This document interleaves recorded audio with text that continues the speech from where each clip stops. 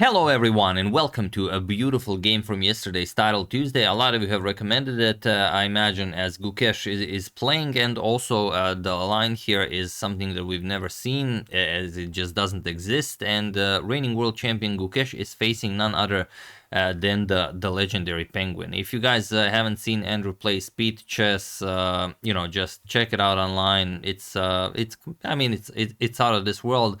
This is 3+1 what they're playing here, so 3 minutes plus 1 second, so a second increment. But Andrew plays anything really. He plays bullet, he plays hyper bullet, he plays ultra bullet. That's 15 seconds per player. He probably, if he plays an ultra bullet tournament, he even goes berserk on leeches, and then he plays with 7.5 seconds. And I've even seen him, with so little time on the clock for the entire game, even go through his tabs. Like, he has like a million tabs open, and he plays other games while, it's just not normal. And so it's definitely an interesting matchup. Will Andrew's speed be enough to take down a world champion in a 3-minute game? So yeah, let's check it out. Gukesh with white opens with pawn to d4.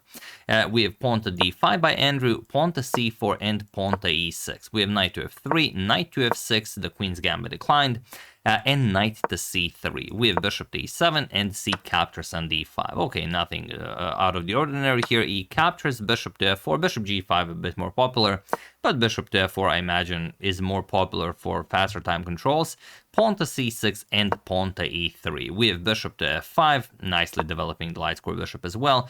But as usual, black developing the light square bishop too quickly has a downside, and that is the b7 pawn is undefended. We have knight to h4 going after the bishop, and usually the bishop is played to g4, attacking the queen, then maybe the queen moves to c2, and okay, the game continues, maybe then knight to h5 and whatnot.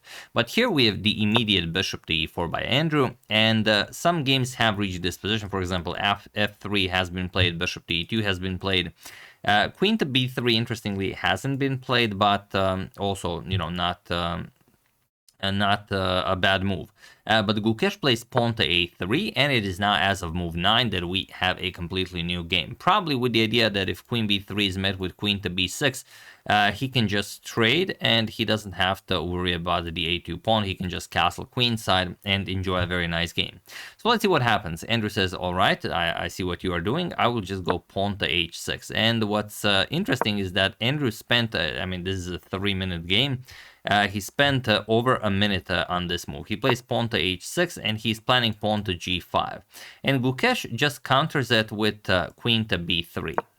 Also investing a little bit of time, not as much, and he is inviting pawn to g5. So should pawn to g5 be played? Definitely. And Andrew plays it, pawn to g5, but he still invests some time. So he invested basically half of his time on his last two moves. Plays pawn to g5, and now Gukesh, if he, this was a normal game, if he had time to calculate, he would probably just capture the knight on b8, and after he captures, move the knight back, knight to f3. But this is blitz, and he goes for queen captures on b7. Okay, what can you do here? G captures on f4, much better than capturing the knight here, as the bishop here is very powerful. So G captures on f4, queen captures on a8, and now queen to b6, sort of trapping the white queen on a8. We have bishop to a6. Beautiful move by Gukesh. It is the top move recommended by the engine, and not one that comes to mind easily. Of course, the knight cannot capture, the knight is pinned, and the question is, what can you play here? Just to give you an example, let's say you play queen captures on b2, you go after the knight on c3, it would come with check.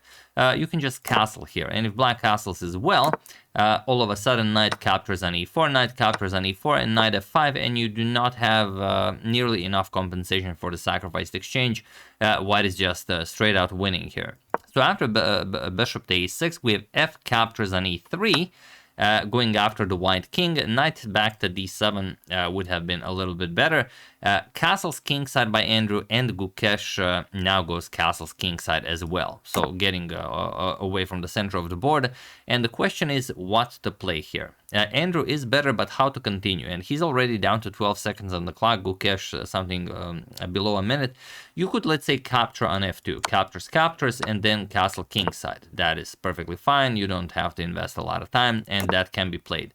The best move for black here would be knight to g4. And I know some of you will say, okay, why are we analyzing blitz? I'm not analyzing a blitz game. I'm not saying that anyone should have played this or anything. I just think the positions are nice, so I like to show them. And now the thing is, the knight on h4 is hanging, and once the knight moves back, knight to f3, you can capture it, and after g captures, knight captures on f2, and white resigns. There is nothing you can do here. Let's say we play whatever. Now you're threatening to capture knight, rook g8, checkmate. I mean, it's just beautiful. But after castles kingside, Andrew got a little bit worried about all the action on the queen side. He played knight back to d7, and this is all Gukesh needed to take control of the game. He plays knight captures on e4, d captures on e4, and now knight to f5, putting pressure on the bishop, but just having a knight on f5 is just excellent. E captures on f2 with check, rook captures on f2, and now queen captures on a6, grabbing that bishop. And okay, you want some material, but here comes rook to e1, and Andrew only has 3 seconds on the clock. Now, this is played online, so 3 seconds for Andrew is enough to, beat pretty much anyone. Can he beat Gukesh with 42 seconds on the clock? Let's see what happens here. We have king to d8. Andrew goes for the absolute best idea, but he's now down to 1 second. And it's not 3 minutes plus 2 seconds increment, it's 3 minutes plus 1 second increment. And Gukesh goes rook captures on e4. Definitely the better choice for one. It's not as forcing as knight captures on e7. And another thing that you have to take also into consideration here is that Andrew was, of course, expecting knight captures on e7, so he most likely pre-moved it not to waste time, and that's why Gukesh played it. But it's even the correct idea, because captures, and rook captures on e4. This might be the top move, or rather the top line recommended by the engine, but it's very easy to escape. Rook captures on f7, you will go rook d8. There's no way of bringing that white queen into the game. So after this king to d8 move, rook captures on e8, just, keeping options open. Andrew goes bishop to f8, and now rook f to e2, doubling up on the e file, going for rook to e8 check. We have king to c7, and now rook to e8. Amazingly, Andrew defends well, with that 1 second increment, but now he messes up. He has to play something like rook to g8 and not give up control over the queen side, but he played queen to b5. He allowed queen captures on a7, and now Gukesh takes full control of the game. He now has a winning position.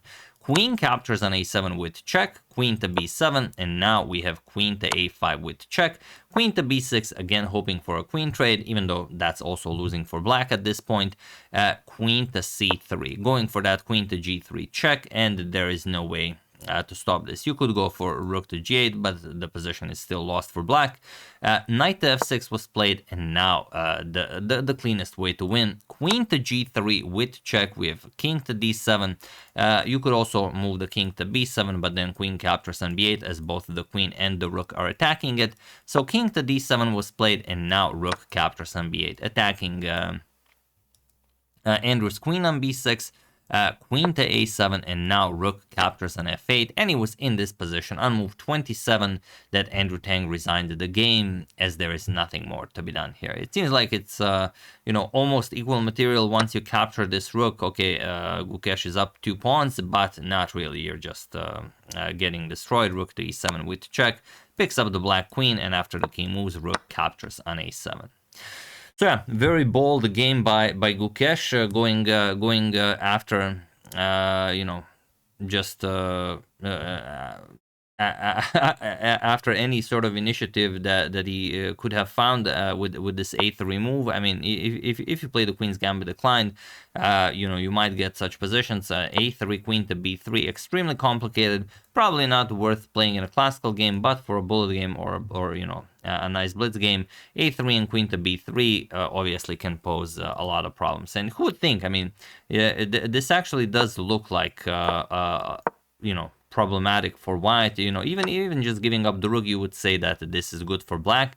But interestingly, it's even better for black if you play this the way Gukesh played it, with queen captures on e8. But obviously very hard to hold, and he just outplayed him.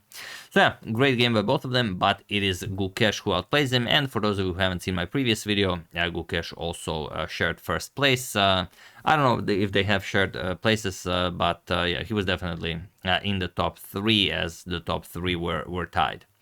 So yeah, that's the game. Hope you guys enjoyed it. If you play the Queen's Gambit declined, do try, or do try it. Seems like a pleasant idea for blitz. A3, Queen B3, see how it works. I would like to thank Christopher Medema, Elias Wilhelm, Peter Van Dost, Derek King, and Charles Benjamin Flynn for a contribution to my channel. Thank you a lot, I really appreciate it. As usual, you can check 2 of my previous videos here. Thank you for watching, and I will see you soon, continuing to check up on your wonderful suggestions and whatever else happens in the chess world. Thank you all, I will see you soon, and have an excellent rest of your day.